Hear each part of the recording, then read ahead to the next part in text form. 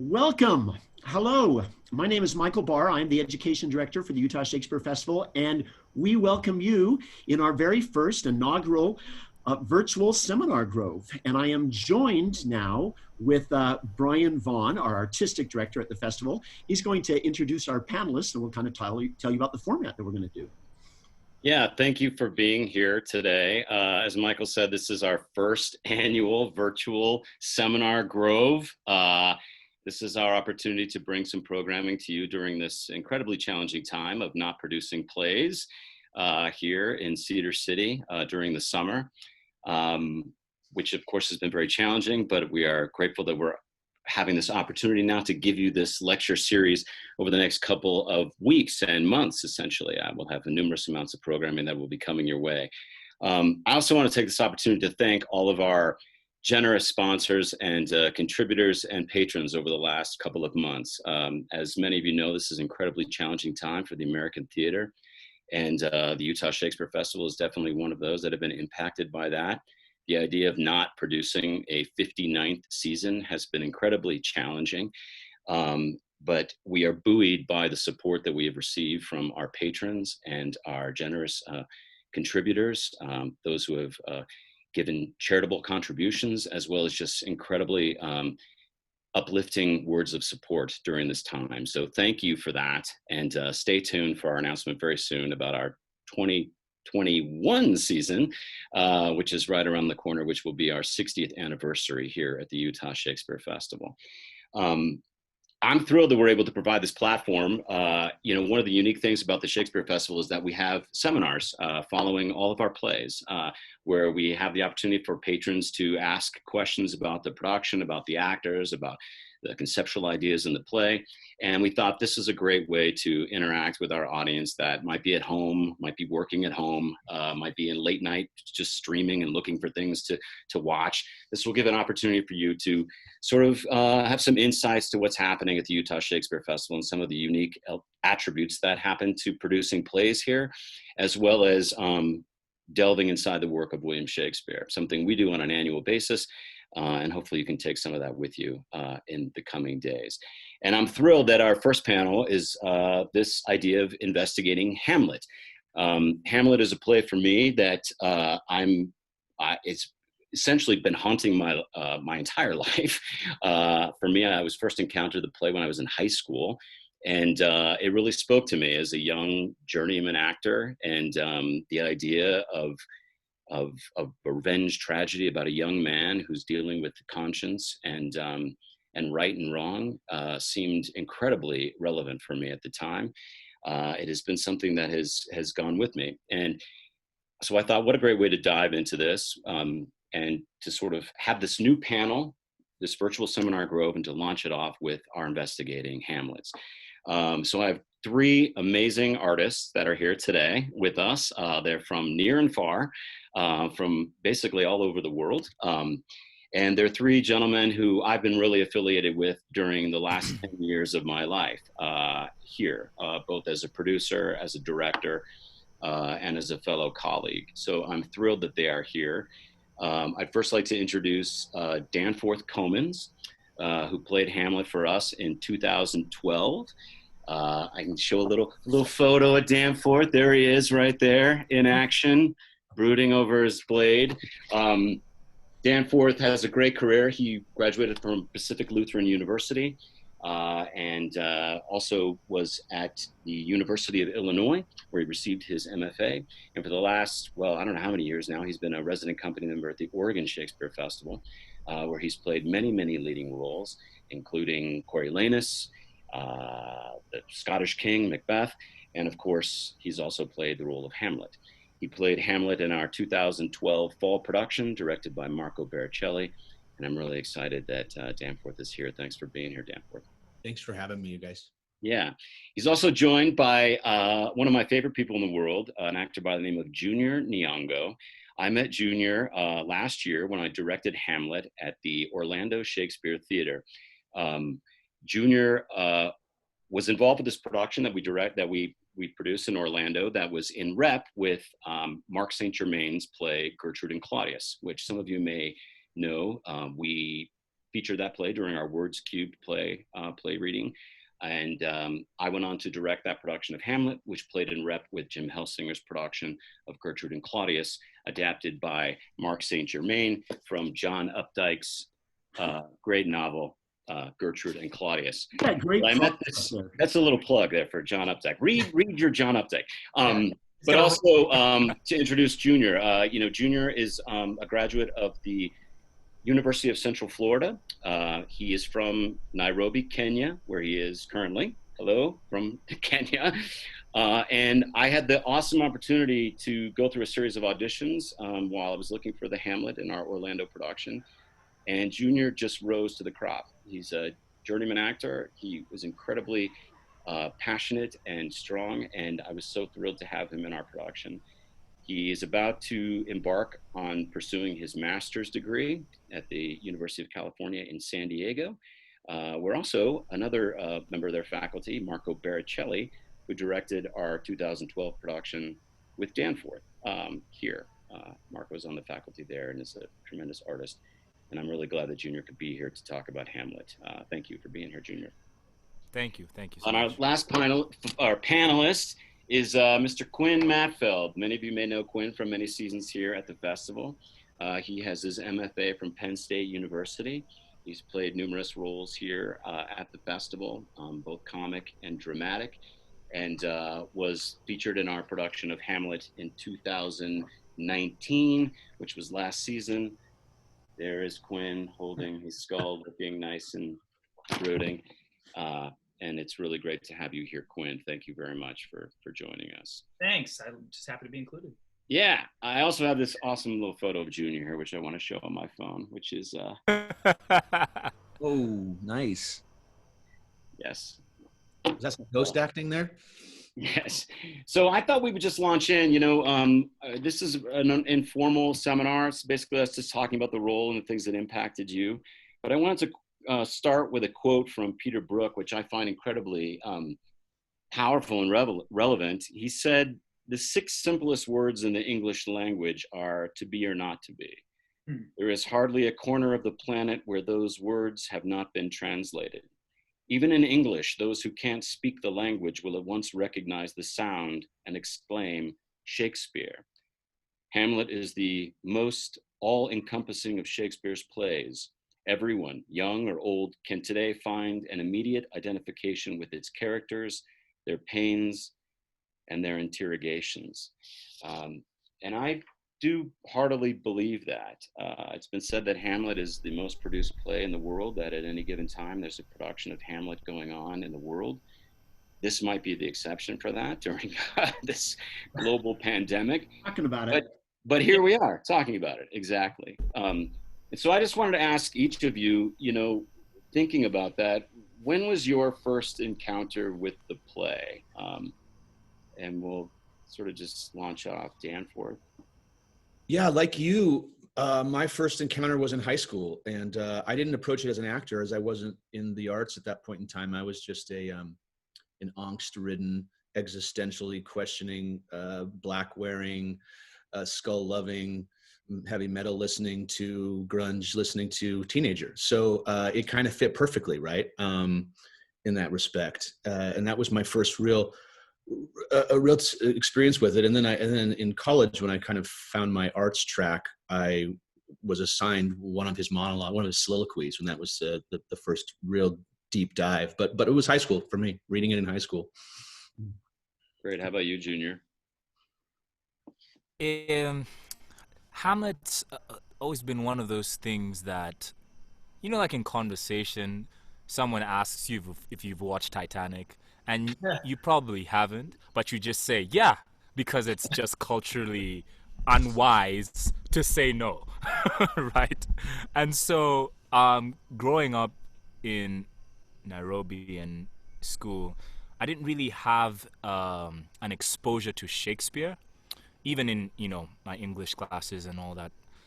It was just kind of just this thing, Shakespeare is just this guy. And so really my first encounter with it, I think, was when I watched the Kenneth Branagh And I didn't really understand what was going on. I think I was just watching it just because. So would say my first real encounter with Hamlet was preparing for the role last year. Yeah. How about you, Quinn? Yeah, mine was in high school as well, but not as an actor either. I wasn't an actor until the very tail end of high school, and then I decided I'll do this for a living.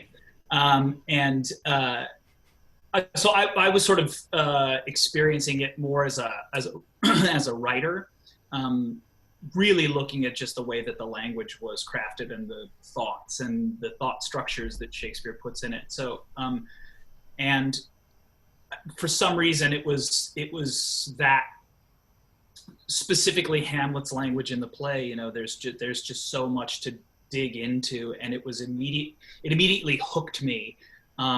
Probably initially for aesthetic reasons, and then it's just grown and grown and grown and grown and grown throughout my life. That, you know, I've had the pleasure of being able to play the role 3 times at different stages in my life, and so it's sort of become kind of a prism for my experience as an artist. But it started all the way back in high school, and I don't think I knew at that point how important it was going to become for the rest of my life. Yeah, it's so interesting that, like, that in some ways that's usually the first encounter is high school. You know, that sort of you're stepping into adulthood, and all of a sudden you get thrust in these plays by Shakespeare, and sometimes are forced to read them. And then those that resonate you. When were those first moments where you knew you were going to play it? I mean, that's one of the things I love about the 3 of you also, is that I know you've played them at various stages in your career. It's one of the things when I watch them play of really seeing how the play really formulates into who's playing it. You know, it's really a blank slate, and it comes from the individual more than anything. And were you daunted by the task of playing it the first time? I mean, did it put fear and trepidation into your mind? And what was that like for each of you as you know, your first encounter with it as an actor? And what was that process like through the performance? You know, for me, it was intimidating every time I was presented with the wonderful gift of the opportunity to play him. It's like being shot out of a cannon. I remember thinking before the show would start, every single time I played it, like Quinn, I was lucky to do it 3 times, and every single time before the curtain rises, that same feeling in your stomach of, oh my goodness, am I going to be able to get over this mountain? As it really does feel like a mountain to climb each time. But the first time, I think, you know, being the first and coming to it young in my career, I remember reading a quote that said, not unlike what you were just speaking of, Brian, that it's all encompassing and it morphs to a lot of ways the individual who's playing it. And I remember a quote, something to the effect of, you know, you bring your entire self to the role, which I think you do in any play, but in Hamlet, it asks every facet of your being to be thrust out there dead center. And that's intimidating, and it's a vulnerable place to be stuck in for 3 hours, which it's not, there's not quite the same parallel with a lot of other plays. It's unique in that way. Yeah, for sure. I mean, everything that everyone said, I've, you know, only played this role once, and, you know, at 25, it being my first professional, you know, theatrical experience, there was a lot going on. I mean, the months leading up to the play, I mean, was really just trying to secure my visa so that I could come and do it.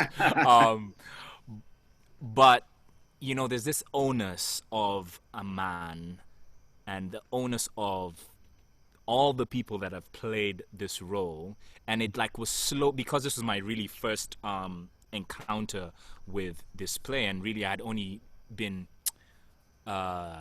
introduced to Shakespeare just like a year before. So it was slowly dawning on me that, yo, this is a big deal. Like, I knew it was a big deal, but like it was slowly dawning on me.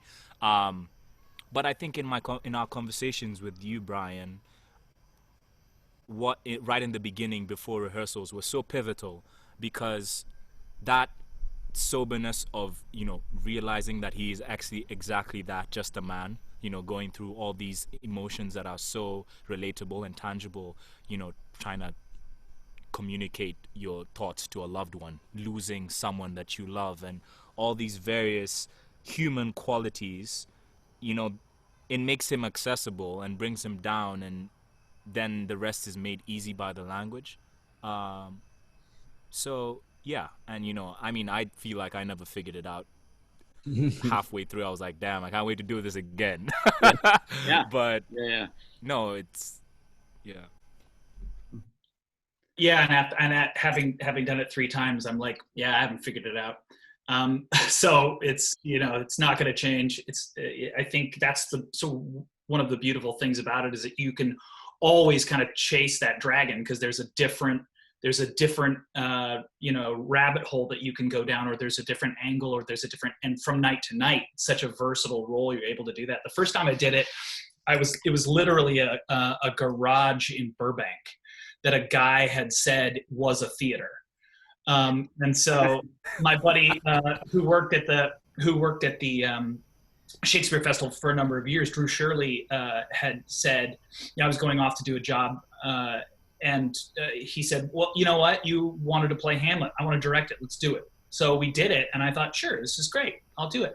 So I learned all the words, and we rehearsed it, and it was a very put together production. So I don't think we actually had everybody in the production until the first opening night, which is great when you're playing Hamlet. And I'm sitting there in this room, which is essentially a garage with couches in it. And I decided I'm definitely going to do direct address with all of these monologues. And, throughout rehearsal, I'm just talking to couches. You get people in there, and all of a sudden I'm realizing how terribly intimate this experience is, and how terribly intimate an experience it is to take these people on this journey with you. Whether they're, in this case, they were 10 feet, sometimes even 2 feet away from me. And it was like, oh, I didn't know that we were doing this. It's sort of like that first moment when you jump out of a plane. You've had all the training and everything, but you're like, this was a horrible mistake. Why did someone put me in this situation? And I think that feeling probably never leaves. I think the last show we did at Utah in 2019, I thought, oh, this was a horrible mistake. Why did they put me in this? And that was, it's just that feeling of, oh, I got to climb this mountain again, and I don't know if I'm up to it. And sometimes you're not. That thing about the role, like that. I love that you guys said that there's like, you feel like you never got it right, and it's sort of I find one of the beautiful things about it in many ways, that it's like, I remember an actor told me that before I played it. He said, you'll never get it right. You never get it right. Some nights you'll have 25%, some nights you'll have 80%, sometimes you'll feel like you're 99. But like that pursuit inside that, I don't know if you guys found that discovery of, I find in many ways that's kind of the play also, this sense of like, right, really living in it, in the moment, the now of it, there's a meta theatrical parallel, right? As the character is finding himself, the actor is finding themselves as well through the role.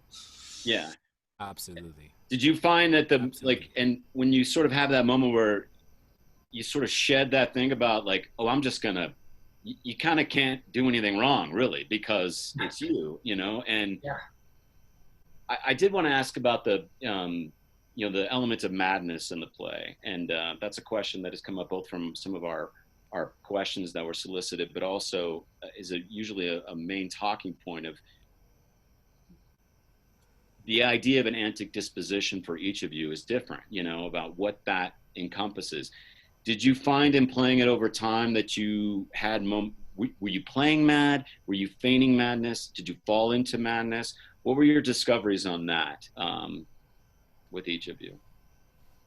Gosh, I'll jump in and just say, I think that Hamlet states pretty clearly that he's going to put on an antic disposition, and I think it buys him time. I think it's a smart It's a smart move. He's got a lot to figure out. Regicide is no small thing. And if you're going to charge the king with this crime and enact your revenge, it's going to take some time to figure that out.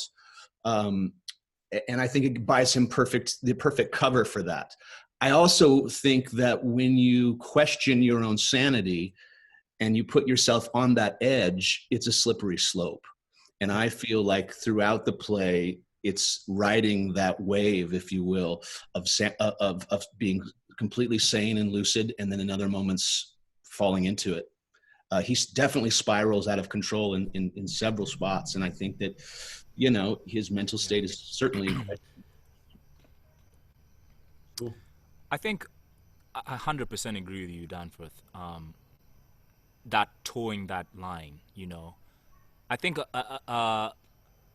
a word that kind of came to me at some point during the run, in terms of describing Hamlet. You know, there's all this, smart, mad, you know, but I found that what if it's just that he's the most curious person in this play, right? He's the one who's willing to ask questions. And, you know, just like being surrounded by the time that we are in, where the leader of, you know, the biggest nation in the world is just like not curious at all, right? And sets this precedent for a lack of curiosity, a lack of pursuit of truth and knowledge. And here's this one character who is on that pursuit of truth and knowledge and, you know, justice, and no one else is. So of course, if you're the only person that's thinking a certain way, what everyone is going to think you're mad for sure. And you think yourself as mad as well. And so it helped me, I guess, be more active and drive the play forward with being like Hamlet. He's curious. He's just curious, and he wants to ask a lot of questions. Yeah, and I think I don't know that this play will allow you all that it has if it really is just sort of watching somebody kind of go crazy. I think my personal sort of proclivity with this play, and the way I prefer it, is that the ghost is real and Hamlet is sane, and like I feel like it can kind of diminish what the play has to offer if it's an exploration of, well, if it's just a question of, is he mad or not? Because as Danforth said, absolutely, he says it explicitly. I will put on an antic disposition, and it's part of the original. It's part of the original story that Shakespeare was drawing from, the Hamlet story, where the revenging son plays the antic. He plays the clown, and specifically that Shakespeare doesn't write a clown into Hamlet. I was just going to say that. Because Hamlet's the clown. He is both the hero and the clown. And truth to power with this, yeah. Yeah, and like there are, I think it's like Samuel Johnson who talks about seeing the play in the 1700s and going, yeah, the Hamlet Polonius scene makes for great mirth. You know, it's supposed to be funny, and it's supposed to be, and so because you as an audience member are in on the joke of, he's not crazy, he's messing with people.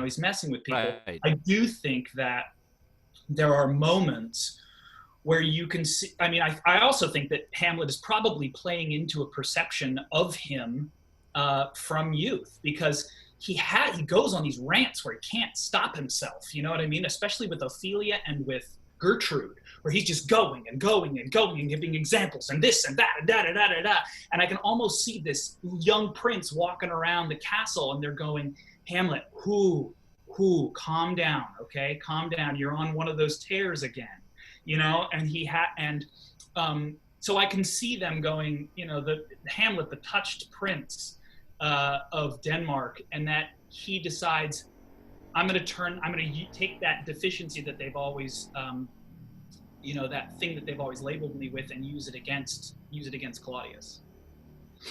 Mm-hmm. Yeah,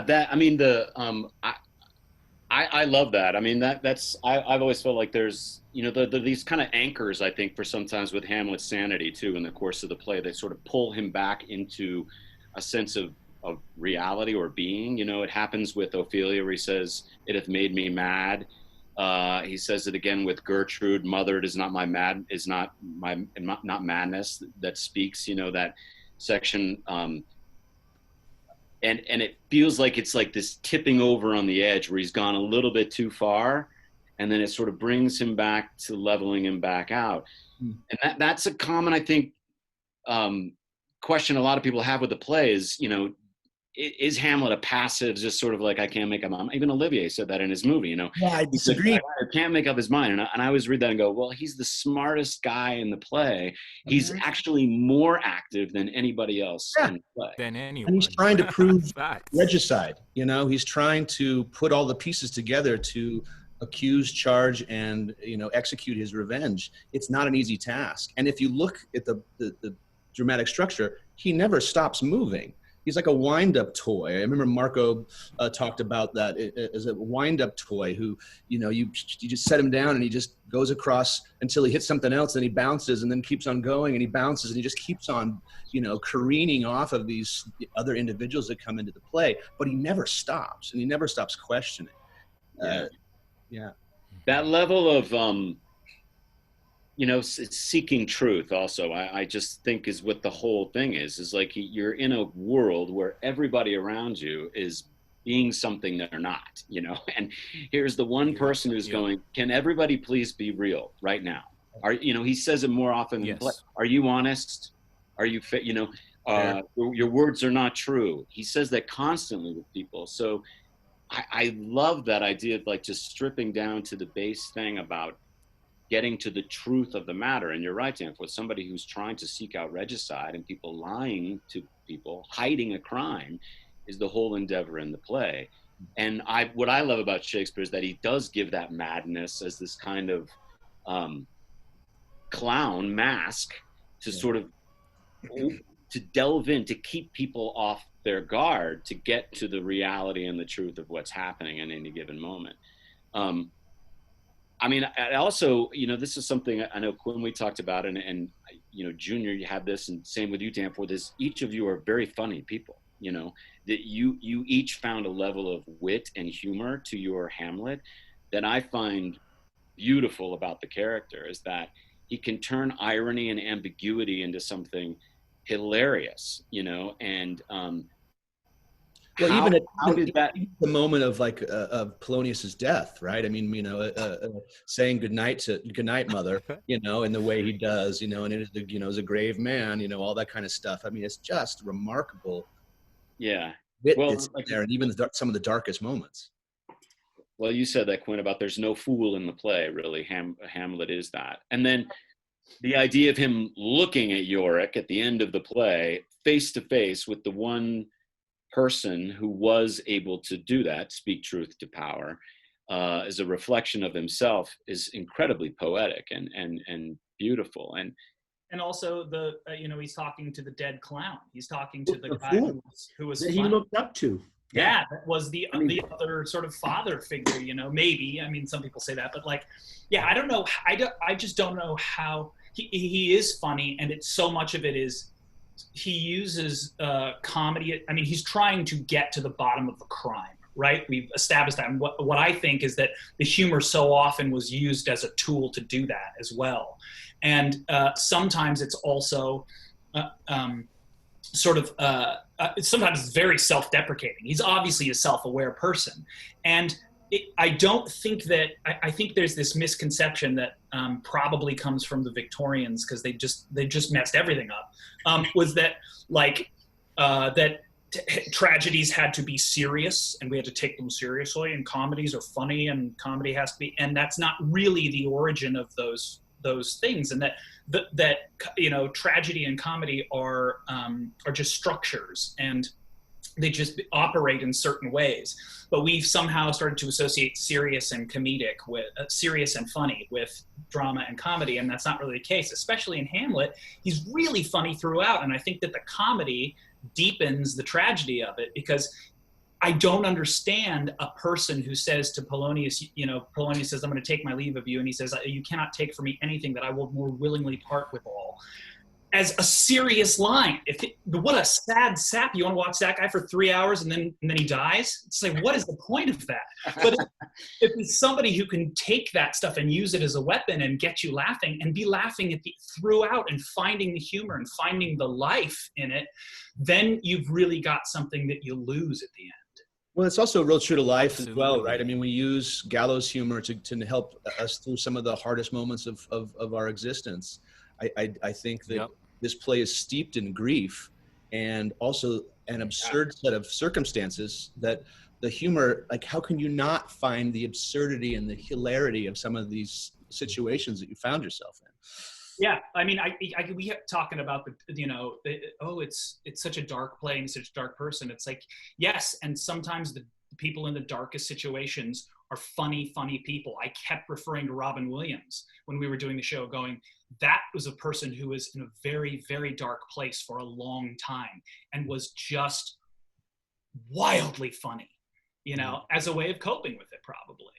Yeah.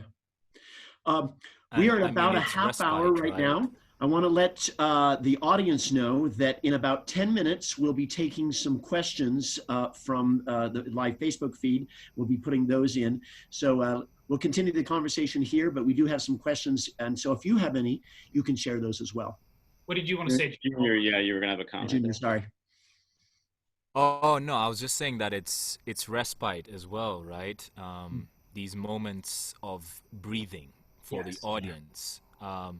Breathing for everyone. Everyone is walking on eggshells. Like, this guy has just lost his father, and so there's that, like, and so these jokes, it kind of, punctures the balloon and deflates and sets us back down again for that rise up again in tensions and, anxiety. It's like a roller coaster, literally, and I think that's the beauty of the language. That's such a great way of putting it too. The comedy is so much about tension and release, and that you're absolutely right. You can feel it, Junior, I always think of that commercial where they've got all the grease and they drop the Dawn in it. The Dawn, the grease goes away. Like, you can feel the audience go, oh, thank goodness we got a laugh in there. Yeah. Because he just dragged a body off into a closet. How did you feel about the soliloquies in the play? That's also something that's really interesting about the play, is the numerous amounts of soliloquies that happen. How did you approach them? Did you find them daunting? I know, I think it was Ian McKellen who said that those are the follow the soliloquies more than everything else in the play. It was sort of like, those are the things to put your money in, and the rest is just, being in the moment and all of that. Did you feel that with the soliloquies? Did you find them comforting? Did you find them release? Did you talk to the audience in each of them? Because I do think that there are levels of internal introspection as well as this sort of release and, like, I need you, help me. How was that for you guys? Yeah. For me, initially were daunting. Just, because of the sheer volume of lines of this play. I mean, I'm sure, for any actor at the beginning of their career, encountering Hamlet is like, whoa, right? But it's so funny that you said what I was actually just about to say, is that moving from the rehearsal room to the stage, those soliloquies were the most comforting moments in the play, because we did the play in the round, and so you have audience all around you, and you're just right there in the middle, and you constantly feel like you have a confidant. Someone is almost like walking you along this journey. And because of those, I was filled with so much uncertainty. I just like released myself into their arms, right? And so those moments, I was initially so like petrified by to be, but it ended up being, oh, what a rogue and peasant slave, that actually was the most revealing monologue for me, because it just kind of takes you to the whole breadth of his thought process. It's like a microcosm of the entire play, right? In that one long, beautiful speech.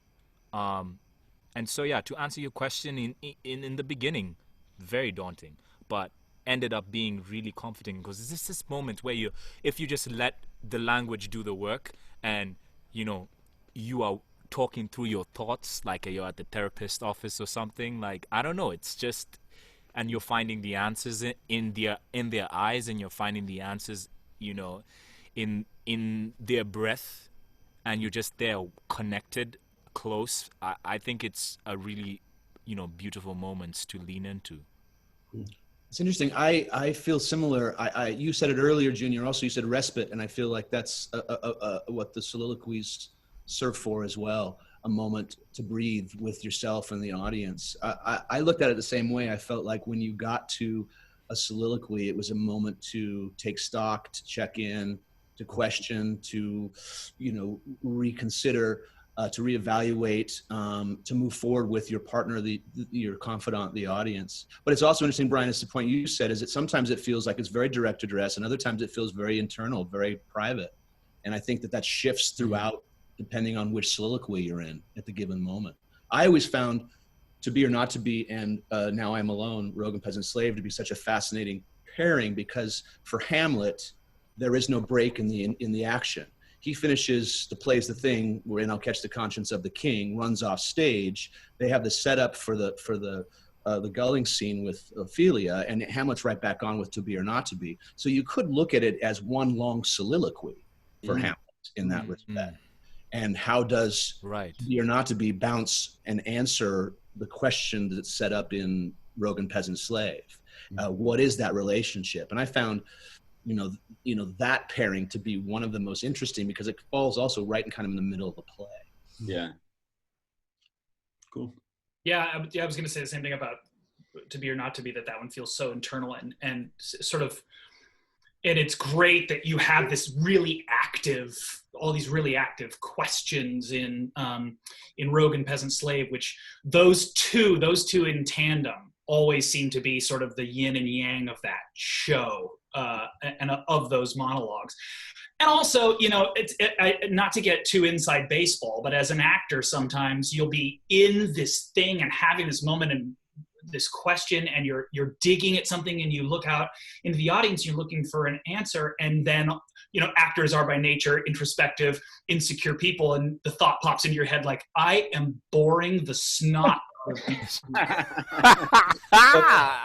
and you go, I have to then just go and keep going back to the question, that's part of the experience too, is like, I have to be be more interested in the question I'm trying to answer than in whether or not it's interesting for these people that are sitting in the crowd. But that stuff does pop into your head, and you go, sometimes you get off and you go, oh, that was the worst To Be or Not to Be in the history of the theater. And it's so interesting how that has put such this sort of thing on top of the part. I remember that very vividly, walking out to do that speech one night and seeing in the audience somebody like a pen light going, and they were reading the script along with me, and I was like, oh, holy cow, I'm in trouble. I was like, first off, you think, okay, don't mess up the speech, the greatest speech, the most famous speech of all time. And you have to just kind of forget about that stuff. Like after a while, it's like, no, you have to talk to people. You have to connect with them and like really live in it. And they are freeing in the sense that like, oh yeah, well, that part was a little clear. Maybe that part was not as clear as it could be. There's always tomorrow, but the role also forces you to go, you got to move on. You're moving on. And it's right on the heels of, now Ophelia, this incredibly challenging scene, the nunnery scene, right on the heels. It is, like you said, the middle of the play where it becomes like Rogue and Peasant Slave, To Be or Not to Be, Get Thee to a Nunnery. The next thing after that is the player's speech. You go into the play. It's just like this freight train. And then that beautiful moment with Horatio, right? Of, nay, do not think I flatter. Which again, drops you back down before the play within the play. I have to jump in real quick and say I had one of my most surreal moments ever in my entire career in the middle of those two monologues, Brian. And you may remember it because you got a frantic phone call at the closing of the play that evening. I was in the middle of Rogue and Peasant Slave, Junior and Quinn, and murderous, treacherous, lecherous, kindless villain, and all vengeance, and we had it in ours that I was in the middle of a temper tantrum and pounded on the throne, Claudius's throne, and I hit a soft spot in the cushion and hit the reinforced steel of the chair and broke my fifth metacarpal in the middle of that show. And I remember the split second of my brain going, oh, this next line you're about to say is hilariously metaphorical, because the next line is, why, what an ass am I? I turn to the audience and say, why, what an ass am I? Knowing that I had just broke my own hand by overacting. So yes. That's funny how those soliloquies will not allow you any time to slow down, because I still had to finish that soliloquy, run off stage, look at my hand, and then run back out. One of the dominant features, one of the dominant features of when we did it too was that I actually, everybody was like, oh, I'm so sorry that phone went off in the middle of the speech or whatever, and I was like, as long as it happens during Rogue and Peasant Slave, I'm great with it. Because honestly, we would have phones go off, or we had a phone go off one time during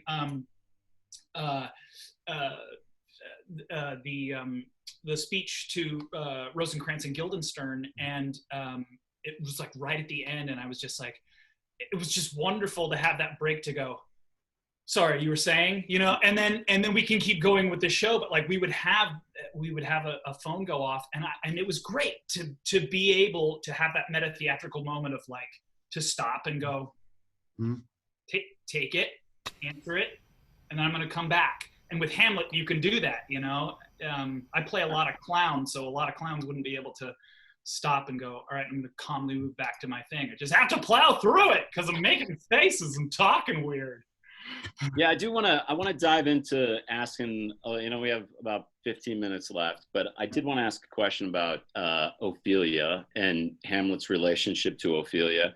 This is something we talked a lot about, Quinn, in our production, and Junior, and we touched on it too in our production Orlando, about Ophelia's relationship with Hamlet, and how did that foster your thinking within the role? And did you love her? Did they consummate their relationship? All the things. How did you think about formulating the role there? Is she just a cog in the wheel of him trying to find the truth? I mean, how did that play out for each of you? For me, I always felt that the love was real, the love was true, and I think that was consistent every time. I felt like there's a passage that Ophelia has with her father that for me really sets up the relationship when she describes Hamlet coming into her bedchamber and holding her at arm's length and staying silent for a very long time and staring at her deeply in the eye. This is right after he's come off the parapet and seeing his father's ghost. I feel like tragically, and it's one of, I think, that the tragedies of the show, I mean, Ophelia is really kind of the true tragic figure in many ways, is that by pushing her away and holding her at arm's length, he actually puts her in more danger because she doesn't have the information that he does. I often wonder, how would the play change if he had told her in that bedroom scene what he just saw and what he just experienced? Instead, I don't think he shares with her everything and tries to protect her by pushing her away, getting mad at her, getting upset. I think there's some deeper issues with women that he has, obviously, going on at the time. But in general, to generalize, I think he's deeply in love with her. And I would piggyback off of that in saying that love is the greatest destroyer of empires throughout history, right? And in this one instance in this play, to just go off of what you're saying, in love, he makes one of the few miscalculations throughout the play, right? It distorts his perception of what he actually should do. And I think it only works if he's truly in love with her, you know, if they are truly in love, you know, making that mistake and making her the most tragic person in the play. Yeah. When we said it I totally agree with you. So Ghost is real, Hamlet's sane, he loves Ophelia. Yes. I'll add that to the list. But we said it in sort of an authoritarian kind of like czarist. It was sort of had a Russian feel to it when we did it this last time. And I went even further with that he was in love with her. And it was not just that he was in love with her, but that he was trying to save her. And I don't think I've told anybody this, but my sort of actor's secret was that I wasn't really going back to Wittenberg. I was going to see if I could get passports and papers to get her out, come back, get her, and go. And so when I'm not allowed to go to Wittenberg, it's like, okay, all right, I got to find another way. And then things get compounded because of Polonius telling her, you know, you have to, you know, rebuke his affections. And it's like, and then there's a betrayal. There's a real betrayal when he finds out that Polonius and Claudius are spying on him, and he asks her directly, and she, depending on how you play it, lies to him. That's a pivotal point, right? Yeah, that's a pivotal point. What happens in that moment, that one moment where he clearly kind of asks her what's going on, and that's the decision of the play, right? That's so funny. I can totally see Junior in that moment right now. He's just like, I know it well, man. Listen, like, that nunnery scene has haunted my dreams. I think for the rest of my life. It is the biggest challenge I feel, and one of the biggest reasons why I can't wait to get back into that role is because of that pursuit of exploring the full possibilities of this absolutely complex play. Because here you have Shakespeare, who writes everything, and then here's a moment where he has written nothing. So, you know, giving you absolutely nothing to go off of, you know, so. The total Rorschach test. I don't know. I love that. I mean, that, you know, that thing where everybody's like, well, Shakespeare, he says what he means when he says it's there. But I'm like, then you have this scene here that's very Jacobian in the sense that it's like, no, they're saying stuff underneath what they're saying. We're going to put this in a thing where people are listening behind a wall. What do they see? What are they hearing? Are they conspiring against them? And there's so many layers that could come into play in how you play that scene. It's incredibly theatrical. And you're right, Junior, like it can vary in where it lands each time. I mean, we found that in rehearsal every time we did it, where it was like, oh, well, this thing was thread in a little bit more substantial than something else that we didn't have somewhere else. And in many ways, you just have to just kind of roll with it. You know what I mean? I agree with you 100% about him being deeply in love with her. You know, one of the things I love about it is like, here's the most intelligent guy in the play who is seeking to sort of defy authority to find the truth. And I feel like she is sort of the female embodiment of that in many ways. And she is an equal, I think, and unfortunately becomes her father and her brother have sort of just like pulled her into this thing where it's like she can't remove herself from that.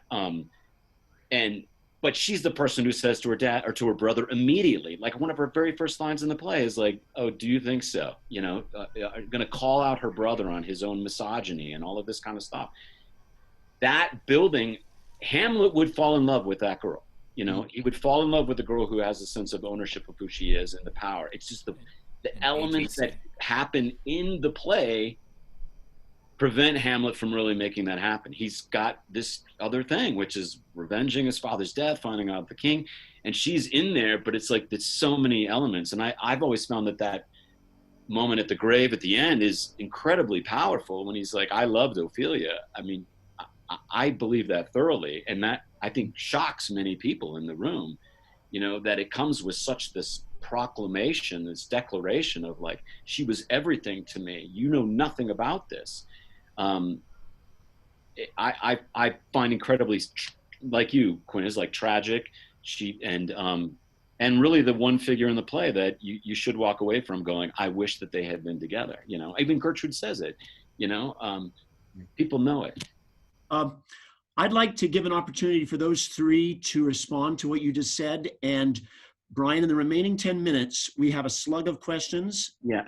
You get to pick your favorites out of that slug right there while they're responding to what you just said. Does that sound fair? Yeah. Yeah. How did her death Look at those affect? questions, and if the three of you have a comment in regards to, again, that love of Ophelia that he was just talking about while he reads through those. And then, Brian, I think in the remaining 9, I think you've got time for about 2 of those, if you want to pick favorites.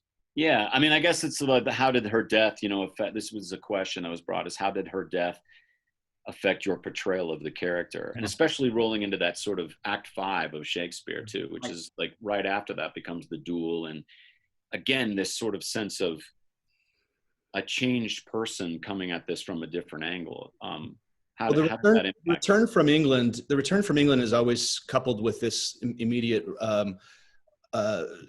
discovery of Ophelia's death. And, whereas I think the first half of the play is a lot of him spiraling, and he gets smaller on himself. I mean, the first soliloquy starts with, 2 months. And then by the end of that soliloquy, he's within a month. Even in that soliloquy, it spirals and compresses.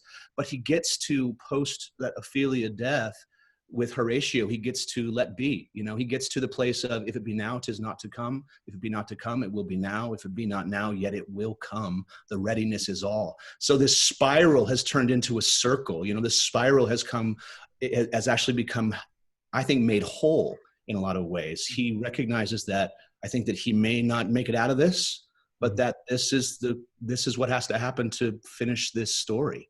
In a lot of ways, I think her death makes him recognize that there's no way out for him either, and that he embraces this kind of almost Zen-like quality of, here we go.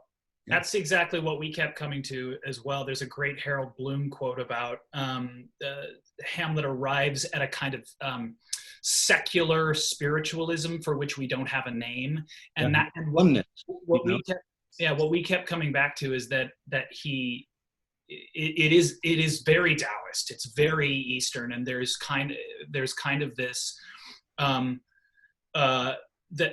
he goes from to be or not to be to let be. And that change in him, and that sort of spiritual transformation in him, is absolutely intrinsically linked to Ophelia and her death, I think.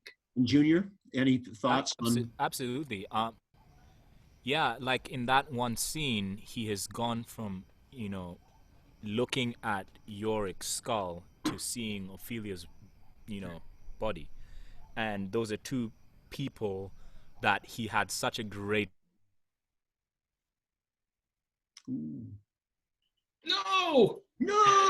it's a great what? Cliffhanger. And so We've done I think 53 minutes and have no problem. It's You froze a little bit there, Junior. I think you're back on. You're back now. Yeah, it's amazing. Am I back? Oh, sorry. I got a phone call. My bad. Talking about that idea of I was. What happens? Yeah, the clarity that comes. The clarity. Yeah, seeing death, looking at death so head on. The clarity that comes from that. After everything that has happened throughout the play, killing Polonius, seeing Yorick and Ophelia, there's this idea of 3, right? Throughout the play, there's constantly this idea of that, that try. And so, I don't know, this is like that moment where there's just clarity from that, and he's surrendering to whatever the possibilities are. He's also just killed Rosencrantz and Guildenstern too, right? Which is also interesting, that he comes off that ship from England knowing that he just sent his 2 friends off to their dispatch as well. Yeah. That, I mean, I love that, the Yorick stuff. I mean, that notion of, now get thee to thy lady's chamber and tell her, let her paint an inch thick, to this favor she must come. This idea of like, no matter how much you put on, no matter how much stuff you cover up, that you conceal, this will be the end. You will be here. This will always get in front of you. Does have that thing about this guy who is a changed sense of accepting death that's in front of him. And then in front of that also is, yes, this person that he's probably the most close with. dying, you know. That passage, Danforth, is my favorite passage in the play, you know, of the, if it be now, it is not to come, if it be not to come, it will be now, if it be not now, yet it will come, the readiness is all. I find that line so powerful in the play to me. One of the questions that came up was, did you take any direction from Hamlet's speech to the players? And, you know, that idea of suiting the action to the word to the action, is also one of the beautiful things about what Shakespeare, I think, is infused into the play, which is this idea of play acting and really living and really being. It's sort of our pursuit all the time is to live in the now, to let be what it is, to not think 2 steps in front of you or 3 steps back about just what happened, but to live right there in the moment. And that is like the heartbeat of acting. You know, that's the course. Mm-hmm. Live in the moment. What's coming at you, you're responding and you're moving on, and it becomes this dance, this sort of back and forth that is what it is. And it exists and it's done, and we move to the next thing. And it's incredibly hard to do that. It's incredibly hard to not let your conscience get ahead of you. You know, did you find that in the course of that, of playing it, that very notion of what the player king is saying, you know, or what Hamlet is giving to the players, both of it, what he sees in the player king, and also then that infused in this idea of suiting the action to the word and show the mirror up to nature, and then where he finally comes to in the let be. Did that impact you as you were playing it each time you did it? Yeah, 100%. Well, go ahead. No, go ahead, Quinn, please. No, I was just going to say that now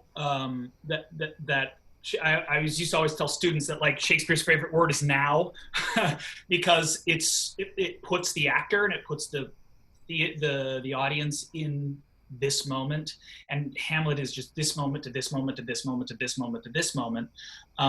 That you in a way have to adopt to where Hamlet gets to at the end as an actor in order to be able to play the role, which I'm sure Shakespeare intended. But like, it's one of those great sort of ironies where it really is like, or I don't even know that it's ironic. It's just it's necessary in order to play the role, that you have to be able to let go of the thing. Oh gosh, and I have to plan for this, and I have to structuring in your head. The thing that you have to do really well when you're an improver, or sometimes when you're in a comedy, you know, a farce or something like that. And in this, it's like you have to learn all that stuff so that you can forget it when you're up there playing it. I always feel like the pace. Please, Junior. No, I was just going to say, adding to what Quinn was saying, the pace is too relentless to stop for a single moment, you know. And what you were saying earlier, Danforth, about this metaphysical nature of the play and then the actor and the world, you know, is that it's just, it has to happen. You have no choice. So, yes, you have to get to a point where you have to let go, but, you know, as you're doing it, you don't even have a choice to. And I think that's just like the mind-boggling magic of Shakespeare, you know, of how he wrote this, is that he didn't really give you a choice but to just let be, you know. No, it's so true. No, I always feel to that also that the player's speech serves as a speed bump, as a check yourself moment for the actor. I almost wonder if he wrote that into the play to remind the guy and hopefully gals moving forward to playing the part, hey, remember, I've given you some really great advice on how to actually say these words. Don't mess it up, please. You know, like, keep it simple, keep it moving. You know, don't wallow in it too much. You know, I find that the player's speech is always back there, kind of reminding you to push through it. Definitely is that. Which is why, Brian, Yeah, go ahead. This is why, Brian, I fought you so hard to keep most of it. You know, because I don't want to cut it's just such great advice. Oh man, and this Brian is just like this. That's because I know we have like a 3-hour window, you know, where it's like. I know. And that is a perfect segue, because we've just hit our 11 o'clock too, as well. Darn that time. I do want to thank the many people, Kimberly, Sarah, Genevieve, John, Bo, Taylin, and we also have people asking, because they're trying to get at me even through my phone, saying, are they going to ask these questions on the feed later? Are they going to do all that type of stuff? New format. For those of you that have done the seminar before, you know this is exactly what happens out in that grove of trees. We get tardings, we get into some really beautiful conversations. So I really want to thank our panelists, all of you, for sharing so much of yourself here. And I hope the conversation between our guests continues with what you all brought. Really, really, really kind of beautiful. And then I got to be that guy and then shut it all down. So I apologize for shutting it down. But two things. I really want to thank the Cedar City and Bryan Head Tourism Bureau for making this possible. They are a specific sponsor for this right here. And number two, we've got a number of other events that are happening all summer this way. Tomorrow at 1 o'clock Mountain Daylight Time, we're going to be having a production seminar where Ben Homan will be talking about props, etc. And then next Thursday, we'll be meeting again for further conversations. Every Brilliant Thing, we're going to be getting the two directors and the touring cast together for that conversation. But Shakespeare does this, and I want to celebrate everything that was just said here. I love what Junior said when he said, we've got this tough play, and then Shakespeare makes it easier through the language. Mm-hmm. And you've all echoed that through this. So thank you so much. Brian, do you have any final parting words, or all the rest of the panel, any final parting words? I just want to say thank you to you guys in participating. I'm so fond of each of you. I loved watching all of your Hamlets and every performance that I've seen of them in different iterations and incarnations, but you're also just three incredibly intelligent and talented individuals that is infused into the work that you do. And so it's so incredibly thrilling that Danforth and Quinn have played this part 3 times, which I do think is something. And I know, Junior, you will play this part again. I know this because I know how much it has encapsulated your mind, body, and soul. And that to me is a thrilling thing about how we can come back to these plays and revisit them as we progress as individuals. And I'm grateful that you're here, and I'm excited to see all of your King Lears and your Claudiuses and that are down the road for each of you. So thank you for taking the time. It's been really great. And thanks, Brian. Thanks, Michael. Really fabulous. Thank you so much. And we appreciate the time and sharing, especially during this time that we're in, that the work lives on, and we're grateful that it lives on in you. Indeed. So thank you so much. Yeah. And thank you, patrons. And we'll look forward to seeing you again. Any other parting shots? Someone has to end it with "the rest is silent." Silence. Click. there you go.